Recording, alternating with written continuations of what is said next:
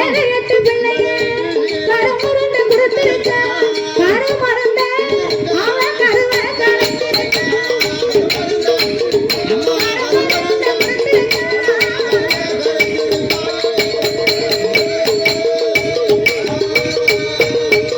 அவன் ஒரு மருந்த கொடுத்திருக்க உருவ கலைத்திருக்க கருவழித்த இருவிருக்கு கை குழந்தை கிடையாது. ஏய் பார்வதி, நாகராஜன் மனவேடுவனாக பிறந்து சூழ்மானை அம்பாள் எய்து கொண்டு விட்டார். நாகக்கண்ணி மருத்துவமா பிறந்து 7-8 பிள்ளைக்கு கருமருந்து கொடுத்து கருவே கழிச்சிருக்காடி. கூறுகட்ட வேலை அப்ப நடந்திருக்கு. அதனால் கருவழித்தவங்க 2 பேருக்கும் கை குழந்தை இல்லைன்னார். இறைவா, போன ஜென்மத்தில் செய்த பாவத்திற்கு 12 வருடமா வருத்தப்பட்டு அவஸ்தப்பட்டு அந்த 12 வருடத்திற்கு பிறகு தவமிருந்த மகனுக்கு நீங்க தவ குழந்தையை கொடுங்க. அதுதானே நியாயம்.